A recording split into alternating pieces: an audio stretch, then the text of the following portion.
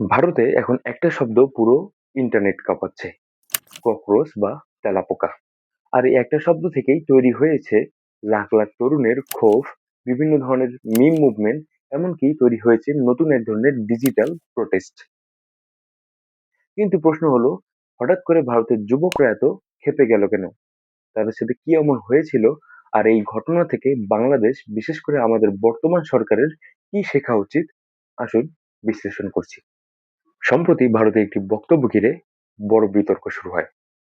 ভারতের প্রধান বিচারপতি সূর্যকান্ত তার একটি বক্তব্যে ভারতের বেকার যুবকদেরকে তেলাপোকা অথবা ককরোচের সাথে তুলনা করেছেন।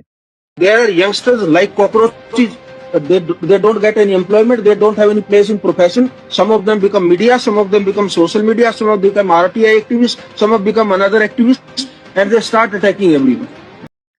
তার এই বক্তব্যটি সাথে সাথেই সামাজিক যোগাযোগ মাধ্যমে ভাইরাল হয়ে যায় এবং সারা ভারতবর্ষের যুবকরা প্রশ্ন করতে শুরু করে, আমরা কি তাহলে সরকারের চোখে এক একজন তেলাপোকা? যদিও এরপরে সেই বিচারপতি দুঃখ প্রকাশ করে বলেন যে তার বক্তব্যটি ভুলভাবে উপস্থাপন করা হচ্ছে। তিনি ভারতের পুরো তরুণ সমাজকে অপমান করতে চাননি।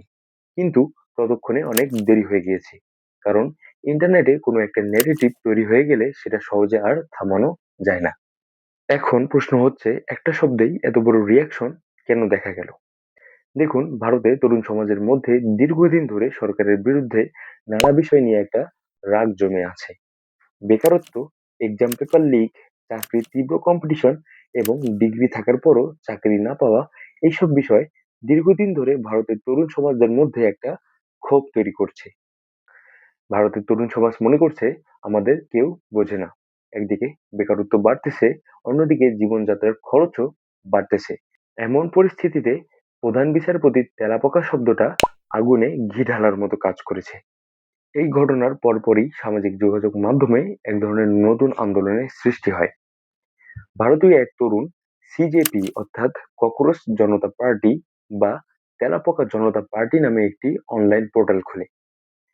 শুরুতে তিনি ইনস্টাগ্রামে সিজেপি নামে একটি পেজ খুলে বসে এবং ২-৩ দিনের মাথায় এই পেজটির ফলোয়ার ১৫ মিলিয়নে পরিণত হয়। মানে বিষয়টা বুঝতে পারছেন? ককরোচ এই শব্দটা এখন ভারতীয় যুবকদের ক্ষোভের প্রতীকে পরিণত হয়েছে। এখন আসি সবচেয়ে গুরুত্বপূর্ণ অংশে। বাংলাদেশের জন্য এই ঘটনার শিক্ষা কি? আমার মতে সবচেয়ে বড় শিক্ষা হলো যুব সমাজকে কখনো অবহেলা করা উচিত নয়। ২০২৪ সালেও কিন্তু আমরা বাংলাদেশে এরকম একটা ঘটনা দেখেছি। কোটা আন্দোলনের সময় তরুণ সমাজ মনে করেছিল হাসিনা সরকার তাদের দাবির জবাব দেওয়ার বদলে উল্টো তাদেরকে রাজাকার বলে সম্বোধন করেছে। ওই একটা শব্দ, রাজাকার। এর পরের ইতিহাস আমাদের ভালো করেই জানা আছে। যখন কোনো সরকার যুব সমাজের ক্ষোভ বুঝতে ব্যর্থ হয়, তখন সেই ক্ষোভ ধীরে ধীরে বড় রাজনৈতিক সমস্যায় পরিণত হতে পারে। ভারতের বর্তমান ঘটনা সেই বাস্তবতার আরেকটা উদাহরণ। দেখুন, বাংলাদেশেও কিন্তু একই ঘটনা ঘটছে। বাংলাদেশের যুবকরা বড় বড় ডিগ্রি অর্জন করার পরও কোনো চাকুরি খুঁজে পাচ্ছে না। এর ফলে অটোমেটিক্যালি তাদের মনে সিস্টেমের বিরুদ্ধে একটা ক্ষোভ জমতে শুরু করেছে। এই ক্ষোভের বিস্ফোরণ হলে সেটি একটি বড় রাজনৈতিক সংকট তৈরি করতে পারে, যেমনটি ঘটেছিল ২০২৪ সালে। দেখুন, দক্ষিণ এশিয়াতে এখন একটা বিষয় খুবই স্পষ্ট। দক্ষিণ এশিয়ার তরুণ সমাজ মনে করছে যে বিদ্যমান রাজনৈতিক ব্যবস্থা তাদের কথা ঠিক মতো শুনছে না। এর ফলে প্রথমে শ্রীলঙ্কা, তারপর বাংলাদেশ, এরপর নেপাল, এই দেশগুলোতে জেন জি রেভলিউশন অর্থাৎ তরুণ সমাজ তাদের ক্ষোভের বহিঃপ্রকাশ ঘটিয়েছে। এখন প্রশ্ন জেগেছে, এর পরবর্তীতে কি ইন্ডিয়াতেও এরকম রেভলিউশন হতে পারে? আপনার কি মনে হয়?